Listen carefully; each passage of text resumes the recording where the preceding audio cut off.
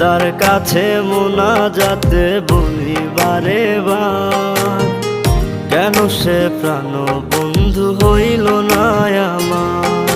খোদার কাছে মোনাজাতে বলি বারে বার, কেন সে প্রাণ বন্ধু হইল না আমার। নই কি আমি তার যোগ্য, নাকি আমার এমন ভাগ্য, এত ব্যথা সইতে আমি পারবো না যে আর। খোদার কাছে মোনাজাতে বলি বারে বার, কেন সে প্রাণ বন্ধু হইল না আমার।